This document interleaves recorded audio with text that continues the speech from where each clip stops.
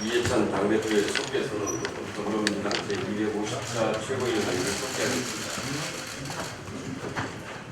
제250자 최고위원을 속개하겠습니다. 이해찬 당대표의 발언입니다.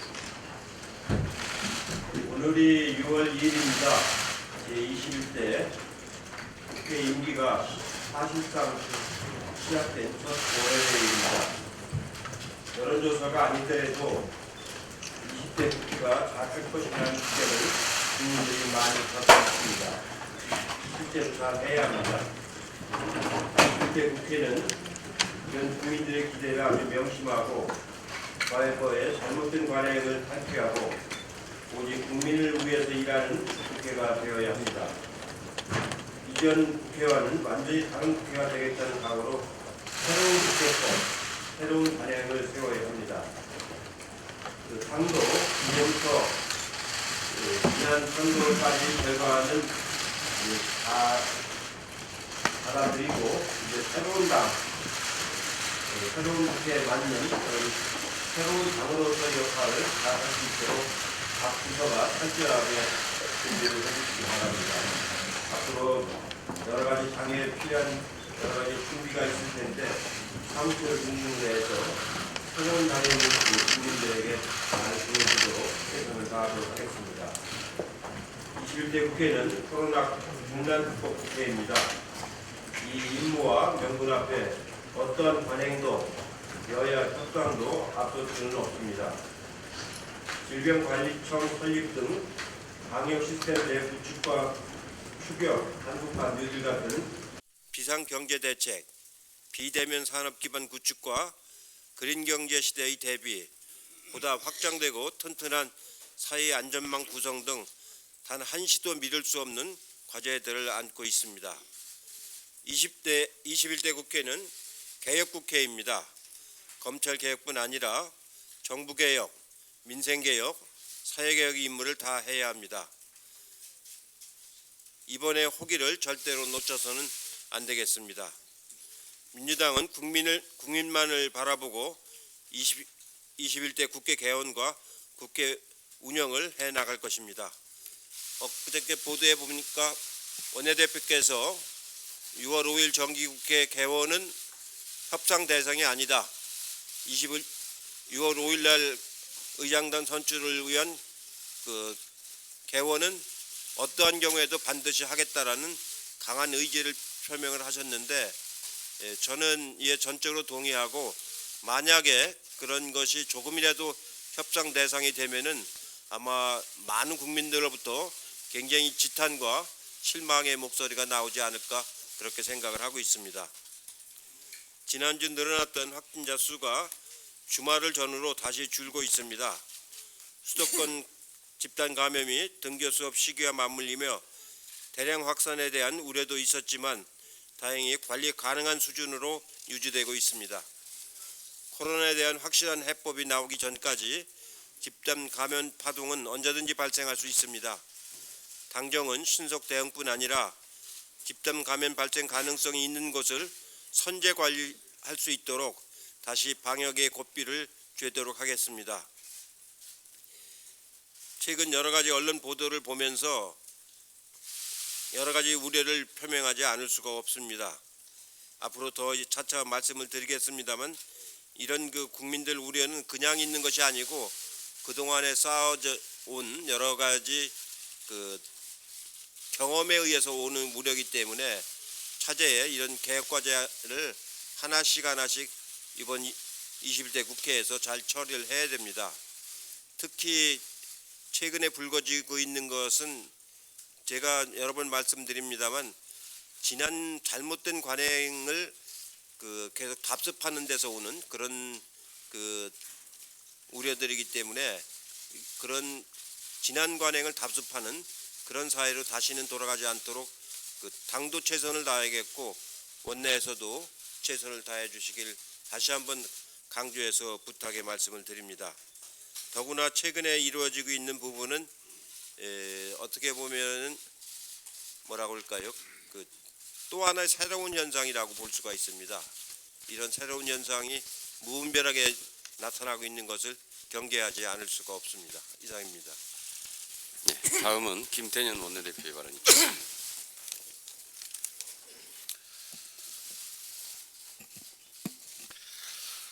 어제 저는 기자간담회를 갖고 국회법에 따라 6월 5일에 국회 문을 열고 의장단을 선출하겠다고 말씀드렸습니다.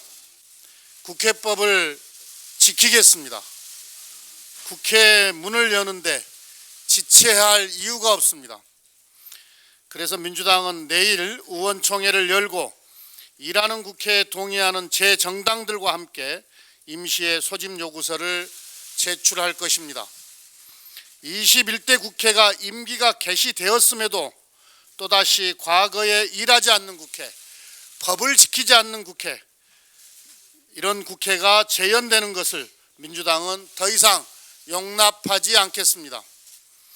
미래통합당은 견제론을 내세우며 국회 개원에 응하지 않고 있습니다. 국회가 일을 하지 않으면서 행정부를 견제한다는 것은 어불성설입니다. 국회가 제대로 일할 때 행정부에 대한 견제도 이루어집니다. 상임위를 열어서 업무 보고도 받고 법과 예산도 꼼꼼하게 심사하는 것이 국회의 행정부 견제입니다. 과거처럼 야당이 국회를 마비시키는 것은 행정부에 대한 견제를 포기하는 행위입니다. 국민의 삶과 경제가 코로나19의 풍랑에 흔들리는 국난 상황입니다. 국민들께서는 21대 국회의 새로운 모습을 명령하고 있습니다.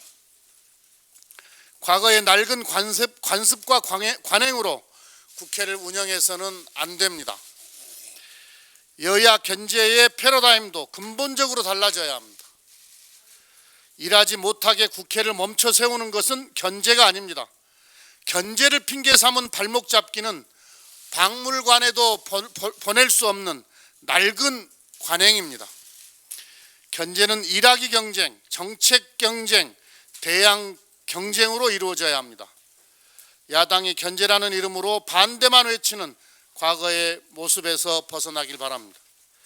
미래통합당 김종인 비대위 체제가 오늘 출범합니다. 김종인 비대위원장은 정강 정책 개정 등 파격적 변화를 공언했다고 알려집니다. 김종인 비대위가 과거의 낡은 관행을 깨고 시대정신에 부합하는 변화를 이끌어내기를 기대합니다. 그러나 변화와 혁신은 말보다는 행동이 중요합니다.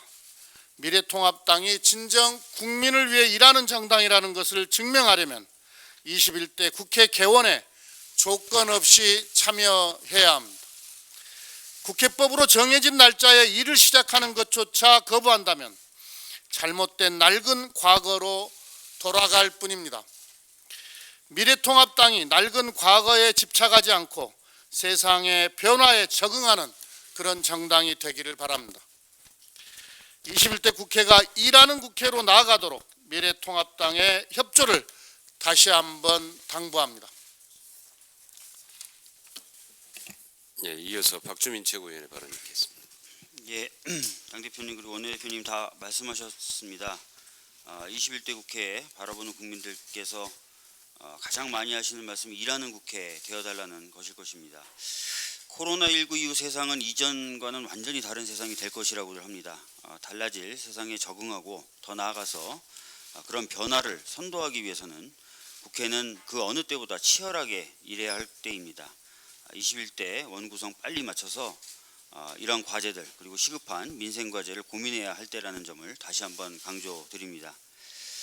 한명숙 전 총리에게 뇌물을 주었다는 검찰에서의 진술은 검찰과 자신의 작품이었다라는 한만호 씨의 비망록 그리고 육성 인터뷰가 공개되었습니다. 그리고 뒤이어서 검찰이 뇌물을 주었다는 이야기를 들었다고 허위 증언하도록 강요했다라는 한만호 씨의 동료 수감자 한모 씨의 폭로도 있었습니다. 그런데 지난 29일 언론 보도에 따르면은 한만호 씨의 또 다른 동료 수감자로 법정에서 한만호 씨가 한명숙 전 총리에게 뇌물을 주었다는 이야기를 들었다고 증언했던 최모 씨가 본인도 허위 증언을 하도록 검찰이 교사한 바 있다라고 폭로했다고 합니다. 매우 충격적이었습니다. 게다가 이 동료 수감자의 경우에 이미 재판에서 증언을 했기 때문에 경우에 따라서는 본인이 위증으로 처벌받을 수 있는 상황임에도 불구하고 이같이 폭로를 한 것입니다. 만약 검찰이 범죄를 수사하는 것이 아니라 범죄를 만들어내는 역할을 했다면 국민의 한 사람으로서도 분노하지 않을 수 없을 것입니다. 그렇게 저는 한만호 비망록 등에 대해서 반드시 진상규명이 필요하다고 생각합니다. 특히 당시에 그 지방선거 앞둔 상황이었음을 고려했을 경우에 이 증언들이 만약에 사실이라면 이것은 단순히 개인의 어떤 인권을 침해하는 행위를 넘어서서 민주주의를 유린할 수 있었던 그런 행위였던 것입니다. 투명하고 명명백백하게 조사되어야 할 것입니다. 최모 씨가 법무부가 조사에 나서면 적극 협조하겠다라고 했다고 하니까 법무부 등도 손 놓고 있지만은 않았으면 합니다. 이상입니다. 네, 다음 박광원 최고위원의 발언드리겠습니다. 네, 대표님과 원내대표님 말씀하셨습니다만 실질적으로 21대 국회가 오늘부터 시작된다고 할 수 있습니다. 21대 국회는 20대 국회와 완전히 다릅니다. 국민들께서 그렇게 만드셨고 또 그렇게 하라고 명령하고 계십니다. 우리 역사에 전례 없는 국회 의석 구조를 갖게 됐고 또 인류 역사나 우리 역사에서 유례 없는 코로나라는 이 위기 속에서 21대 국회가 시작됐다는 의미를 갖습니다. 6월 5일 국회 개원은 국회가 국민에게 지켜야 할 최소한의 도리입니다. 신뢰받는 국회의 출발이라고 생각합니다. 국회가 정상적으로 제때 문을 여는 것은 야당이 고를 수 있는 문제가 아니라 당연히 지켜야 할 의무다. 이렇게 국민들은 생각하고 계십니다. 이제는 국회가 관행이나 전례라는 정치적 이유로 원칙과 상식을 훼손하고 국회법을 스스로 파괴하는 일은 완전히 사라져야 할 것입니다. 통합당에서 민주당과 평행선을 달리고 있다는 식으로 표현을 했습니다. 정확하게 표현하면 통합당이 국민과 역행하고 있다. 이것이 맞을 겁니다. 자신들의 동의를 얻으면 협치고 자신들이 동의하지 않으면 폭주라는 이런 구태의연한 프레임에 동의하실 국민들은 이제 아무도 안 계십니다. 미래통합당에게 21대 국회 운영과 관련해서 세 가지 정도를 강조하고자 합니다. 첫째는 모든 것은 국회법을 지키는 데서 출발한다는 것입니다. 둘째는 코로나 이후 시대의 정치는 어느 때보다도 미래지향적이어야 한다는 것입니다. 셋째는 국민의 눈높이와 성숙한 역량에 맞춰야 한다는 것입니다. 주호영 원내대표님은 매우 유연한 사고를 하는 분으로 알고 있고 그렇게 또 평가를 받고 있습니다. 참고로 제가 보니까 17대 국회엔 2006년 1월 국회법 개정안을 주호영 대표님이 대표 발의하셨는데요.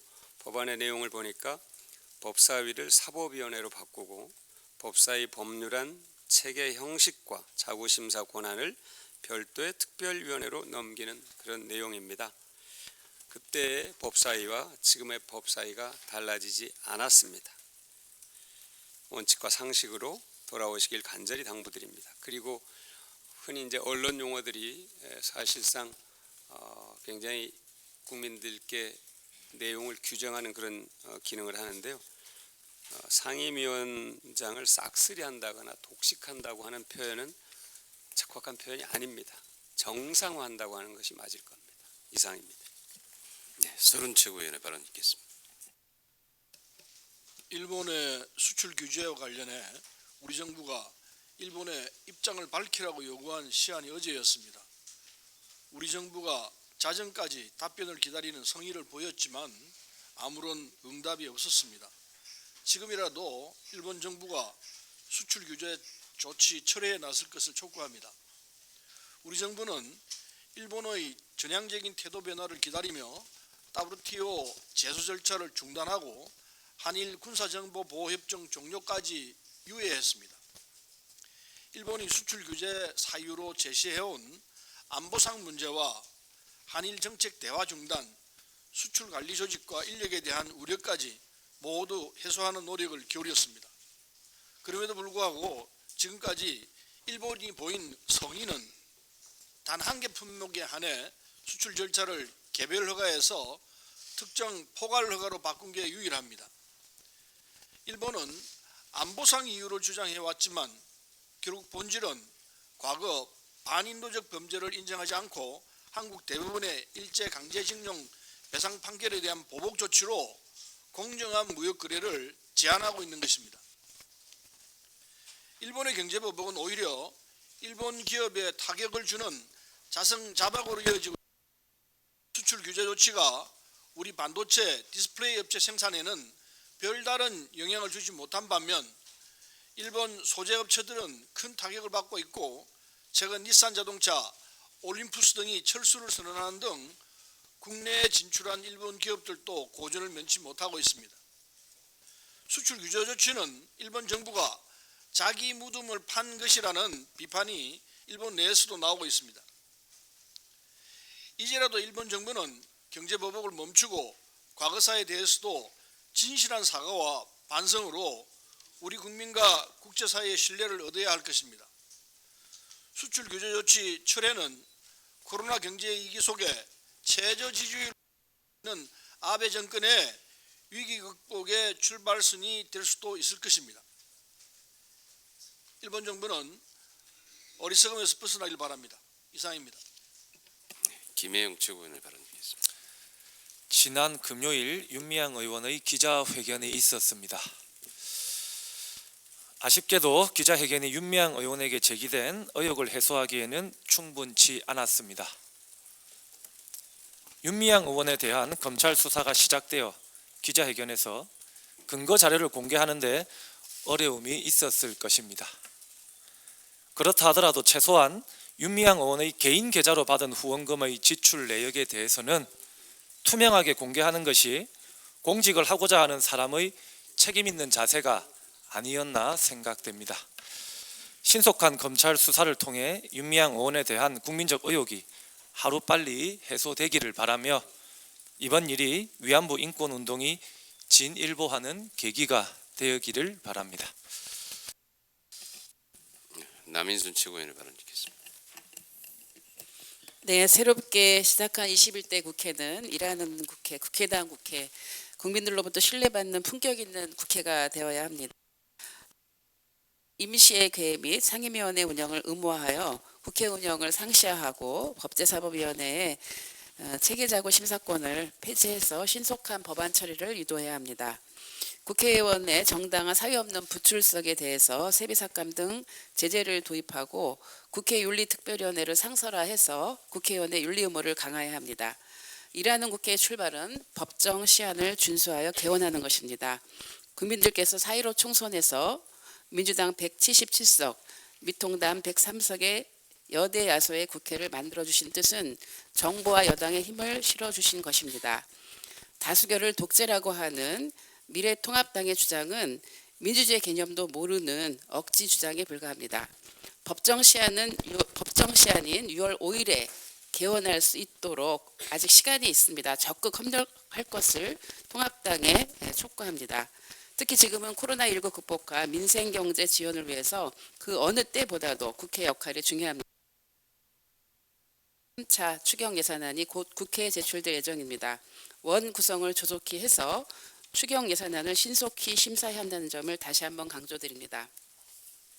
한 가지 더 말씀드리겠습니다. 여성 인권 운동가 이용수 할머니에 대한 2차 가해가 도를 넘고 있습니다.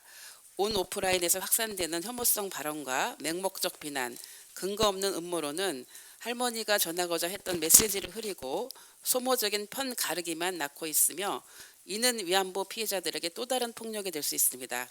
이런 식의 2차 가해는 일본군 위안부 문제의 정의로운 해결에 아무런 도움이 되지 않는다는 점을 명심해야 합니다. 일부 보수 세력은 가차없는 공격을 퍼부어서 위안부 문제가 더는 한국 사회 주요 이슈가 되지 못하게 위안부 인권운동에 숨통을 끊으려는 시도를 하고 있습니다. 일본군 위안부 문제는 정치적으로 악용되어서도 안 되고 일본의 집요한 언론 왜곡에 휘둘려서도 안 되는 엄중한 역사 정의 문제입니다. 이용수 할머니에 대한 2차 가해는 위안부 피해자들의 주체적 말하기를 더욱 어렵게 할 우려가 있습니다. 이용수 할머니에 대한 2차 가해를 즉각 중단해 주시기 바랍니다. 이상입니다. 이영석 최고위원의 발언이겠습니다. 예, 21대 국회 임기가 본격적으로 시작이 됐습니다. 하지만 여야 간 국회 개원에 대한 협상이 난항을 겪고 있습니다. 국회의 정상적인 개원은 비단 국회의 황골탈때만 그치는 문제는 아닙니다. 코로나19로 인해 많은 국민들이 매우 어려운 시기를 맞고 있습니다. 한국은행은 우리나라의 올해 경제 성장률을 11년 만에 처음으로 역성장할 것으로 전망하고 있습니다. 기준금리도 역대 최저치로 내렸습니다. 이처럼 국민의 삶이 위기에 처한 지금 미래통합당이 20대 이전의 국회의 모습을 계속해서 고집한다면 국민들께서는 도저히 납득하기 어려울 것입니다. 21대 국회가 신속한 원구성으로 국민의 신뢰를 받고 정상적으로 출범해 일하는 국회의 모습을 보일 수 있도록 미래통합당의 전향적인 태도 변화를 다시 한번 촉구드립니다. 박주민 최고의 언급이 있었습니다만 한명숙 전 총리의 정치자금법 위반 사건과 관련해 검찰의 증언 조작 의혹이 잇따라 제기되고 있습니다. 검찰 수사 과정의 적절성에 의문을 품게 만드는 정황들이 추가적으로 드러나고 있는 만큼 철저한 재조사가 필요합니다. 한명숙 전 총리는 국정의 2인자였던 분입니다. 이런 분들에 대한 이들의 주장대로 만약 이런 분들에 대한 강압적인 수사가 있었다면 국민들에게는 그동안 어떻게 했겠습니까? 한 전 총리의 수사에 대한 재조사는 검찰 개혁의 새로운 단초를 제공할 것입니다. 한명숙 전 총리 사건에 대한 재수사를 다시 한번 촉구합니다. 이상입니다. 예, 이상 모두 발언을 마치고 회의를 저는 이제 코로나 이후에 우리 사회 전반적인 변화가 어떻게 될 것인가에 대해서 여러 가지 이제 말씀들을 들어보는데 제가 이제 어제 조금 새롭게 느낀 거는 초등학생들이 지난 금요일 날하고 목요일 날 개교를 했는데 하루 2시간 하는 겁니다. 그것도 일주일에 이틀 하고 하루 2시간 하고 이제 돌아오는 거거든요. 그러니까 갔다 온 학생들의 반응이 이게 학교 오라는 건지 학교 다녀가라는 건지 그리고 담임 선생님을 처음 만난 겁니다. 3월, 4월, 5월은 휴교를 했기 때문에 6월에 개교를 했는데 그 자리에서 담임 선생님을 처음 만난 거예요. 그 얘기를 제가 이렇게 듣고서 이런 사태는 처음 있는 일입니다. 근데 이번 주에도 또 이틀 갑니다.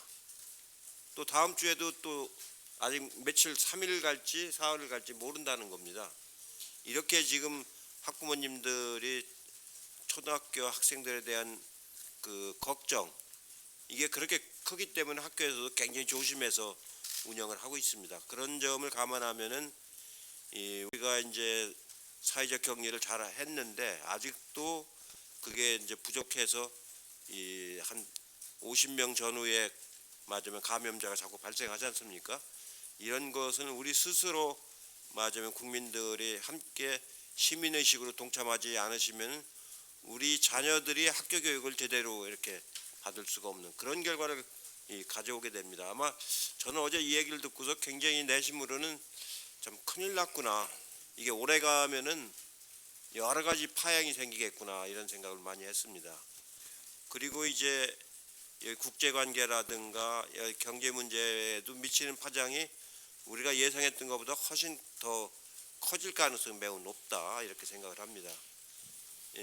제가 있는 세종시를 엊그저께 다녀왔는데 세종시에서 운영하는 그 로컬 푸드 매장은 매출이 35%가 늘었어요.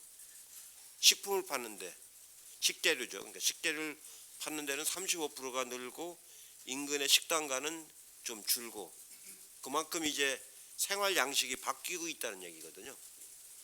이게 그냥 하루 이틀로 끝날 일이 아니고 이 코로나가 끝난다고 이게 금방 돌아올 일이 아니고 생활 맞으면 패턴이 바뀌어 나가는 이런 변화가 이제 올 가능성이 매우 높습니다.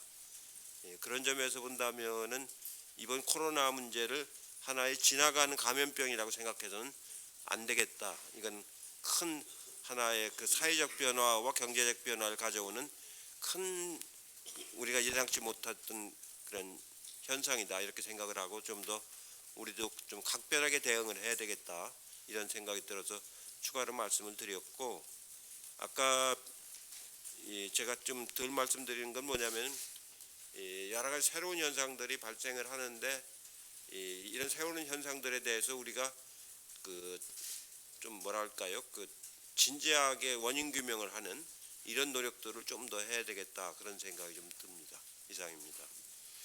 네, 이상 모두 발언을 마치고 회의를 비공개로 전환하겠습니다. 언론인 여러분들의 협조를 부탁드립니다. 이 회의가